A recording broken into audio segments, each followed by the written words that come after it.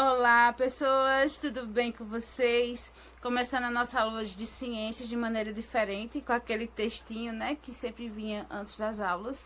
Hoje, como é a nossa praticamente última aula do ano letivo, com uma atividade aí proposta relacionada ao livro de vocês, eu queria começar essa aula falando um pouco das reflexões, né, que posso fazer diante desse ano letivo, no qual a gente imaginou e pensou um 2020 totalmente diferente, num contexto físico e de contato entre professor e aluno em escola, mas infelizmente nosso planejamento não foi conforme a gente tinha traçado.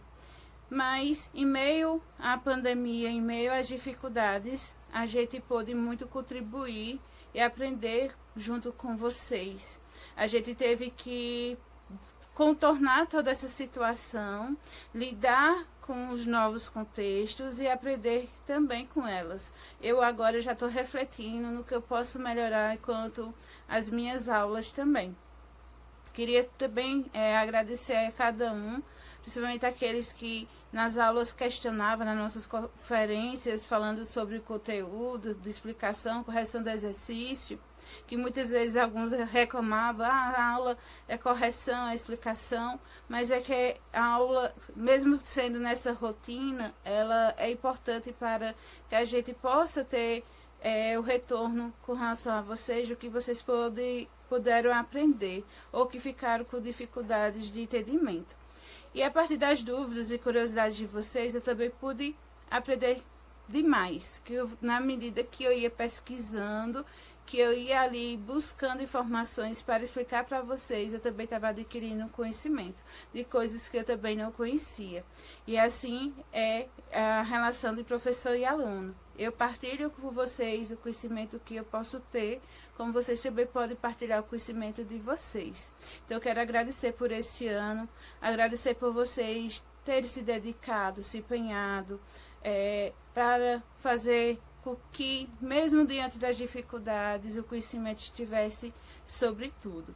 Então, espero que, da mesma forma que eu tenha aprendido, eu tenha também contribuído para cada um de vocês. Então, vamos agora para mais uma aula de ciências. Em caso de dúvidas, você já sabe que eu estou disponível para esclarecer. Então, vamos lá! Olá, galerinha, prontos para mais uma aula da nossa disciplina de Ciências da Natureza? Então, pessoal, hoje a gente vai dar sequência ao conteúdo a respeito da área do conhecimento de genética. E hoje a gente vai tentar entender a utilidade e importância dos heredogramas, que são diagramas para o estudo da genética. Vamos ver também os cromossomos que estão ligados à determinação do sexo e também as síndromes genéticas. Então, gente, antes de mais nada, a gente tem que falar agora, tentar entender o que é o heredograma. Heredograma, ele é um diagrama que facilita nos estudos de genética para ver as características em comum de determinada família e a possibilidade dessas características de ser passadas para as próximas gerações, ou seja, para os novos descendentes. Então, é feito o heredograma, visando também ver as chances, por exemplo, de determinada geração pode apresentar determinada característica, determinada doença, por exemplo. Então, é muito utilizado no ramo da genética os heredogramas devido a isso.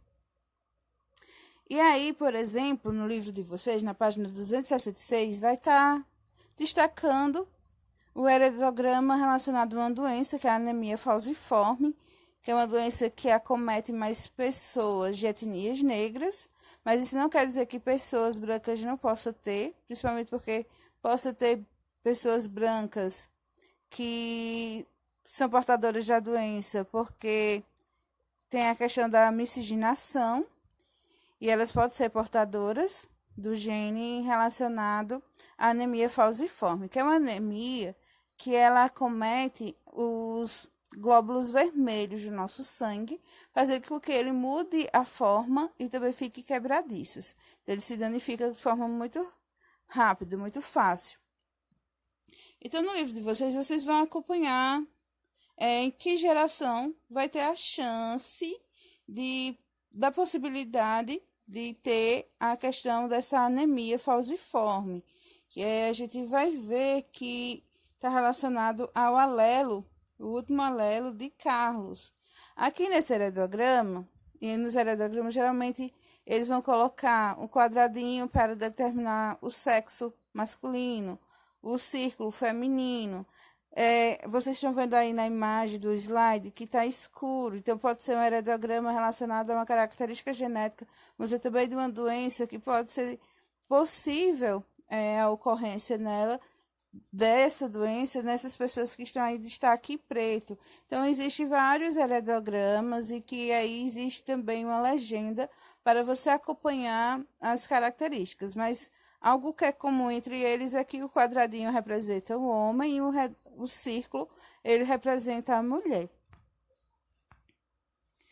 E com relação à determinação do sexo, que a gente tem para partilhar e aprender hoje? Bom, pessoal, a determinação do sexo, a gente vai ver aí que ela é possível a partir dos cromossomos presentes nos gametas masculinos. A representação dos cromossomos masculino na mulher, ele é formado pela letra X, ou seja, um par de cromossomos XX, e no homem é determinado por X e Y. Então, os cromossomos vão ser de acordo com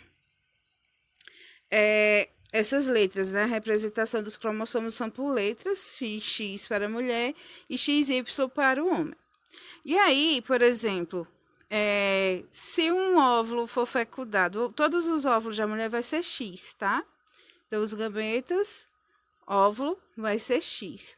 Então, quando o homem libera os espermatozoides, se ele for do tipo X, o que for fecundar o óvulo, quando se unir com o X da mulher, que vai formar um par de cromossomos sexuais para a determinação do sexo do bebê, vai ser X e X.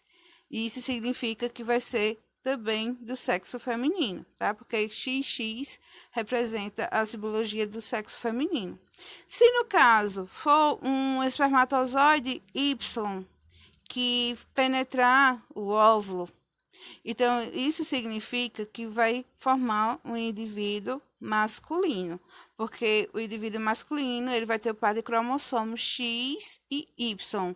Então, o que determina praticamente aí a questão de forma simplificada para que haja indivíduos masculino e feminino é o homem. A mulher só vai ter o cromossomos X e o homem X e Y. Então, o espermatozoide é que vai determinar. Se ele for X, quando for penetrar o óvulo, ele vai formar um indivíduo do sexo feminino, e se for Y, do sexo masculino. Com relação às síndromes genéticas, a gente vai ver que as síndromes genéticas são falhas que podem acontecer com relação à representação dos cariótipos, né? Os cariótipos genéticos, a gente, quando vai esquematizar o cariótipo genético, pode haver uma falha genética que vai ocasionar uma síndrome.